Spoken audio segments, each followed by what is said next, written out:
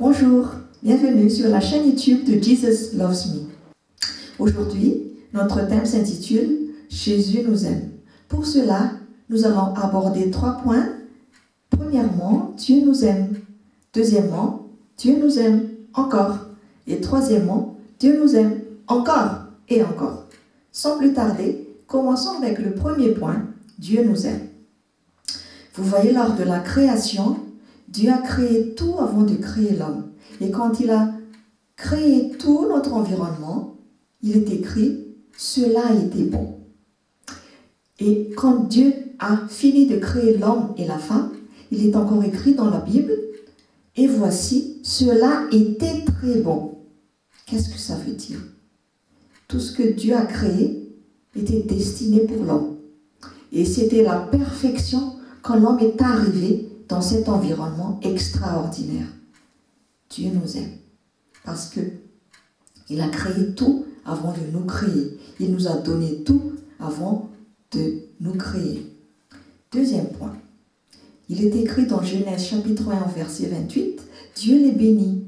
Donc, en plus de cet environnement extraordinaire dans lequel Dieu nous a mis, il a béni aussi l'homme. Il a donné sa bénédiction. Dieu nous aime, n'est-ce pas? Je continue. Quand Dieu a créé l'homme, il est écrit dans Genèse chapitre 1 verset 26, Dieu a dit, faisons l'homme à notre image, selon notre ressemblance. Waouh! Nous sommes l'image de Dieu. Nous ressemblons à Dieu. Et Dieu n'a pas dit ça quand il a créé les animaux. Dieu n'a pas dit ça quand il a créé les plantes. Mais il a dit ça quand il a créé l'homme. Donc il a accordé une supériorité à l'être humain. Dieu nous aime, n'est-ce pas? Et toujours dans ce même verset, Dieu continue qu'il domine sur les poissons de la mer, sur les oiseaux du ciel, sur le bétail et sur toute la terre. Sur toute la terre. Il a donné aussi l'autorité à l'homme de régner sur toute la terre. Il a donné un environnement extraordinaire à l'homme. Il a donné la bénédiction à l'homme. Il a donné la supériorité à l'homme. Il a donné l'autorité à l'homme de régner sur toute la terre. Est-ce que vous êtes convaincus que Dieu nous aime? Moi, j'en suis convaincu. Passons au deuxième point. Dieu nous aime encore. Comment ça encore? Mais qu'est-ce qui s'est passé? Oui, vous savez qu'est-ce qui s'est passé. Mais pour faire l'histoire courte, Dieu a donné un commandement à l'homme qu'il ne mangera pas de l'arbre de la connaissance du bien et du mal, sinon il va mourir. Mais, comme on sait déjà, l'homme a désobéi. On ne va pas débattre sur ce point, mais pourquoi il a fait ça? Si c'était moi, je n'aurais pas fait ça, etc., etc. C'est un débat inutile. Le fait est là, l'homme a désobéi. Et donc, comme Dieu est un Dieu de parole, l'homme est frappé donc de cette mort. Mais ce n'est pas la mort physique, mais c'est la mort spirituelle.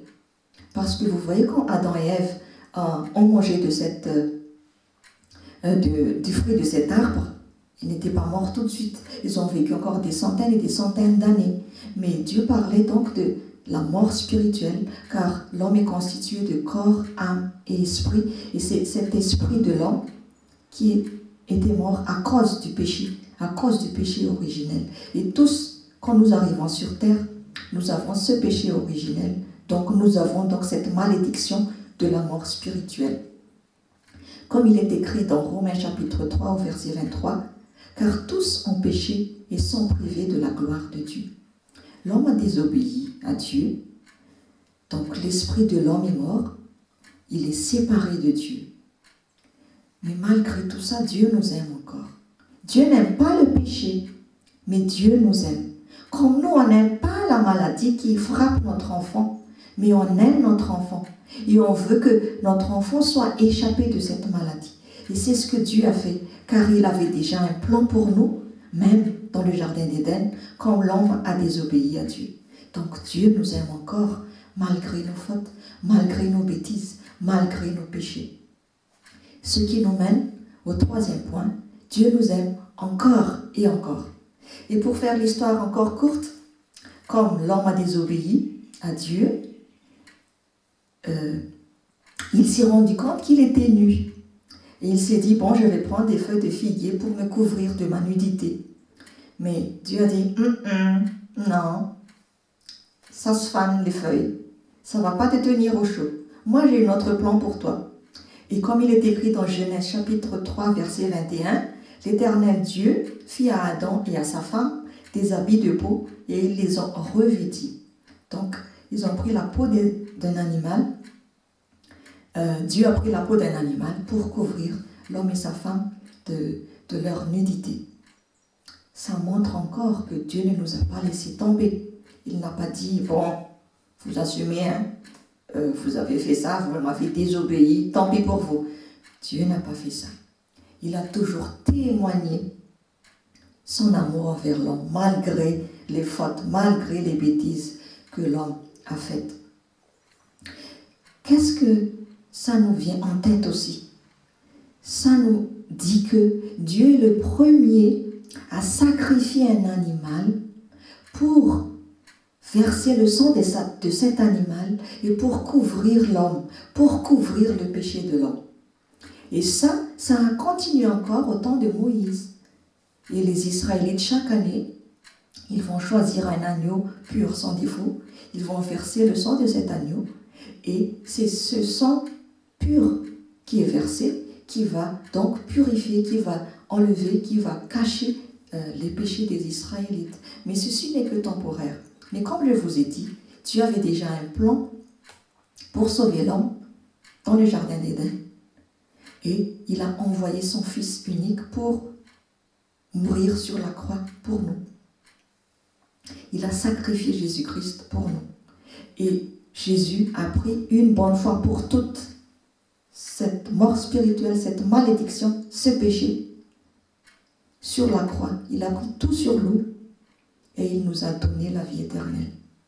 Comme il est écrit dans Galates chapitre 3 au verset 13, Christ nous a rachetés de la malédiction.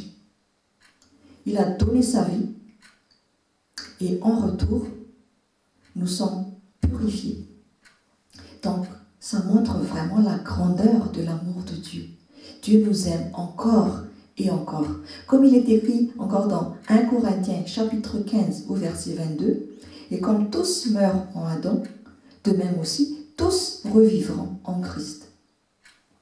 Donc nous avons regagné la vie éternelle avec Jésus si nous recevons Jésus comme notre Seigneur et notre Sauveur.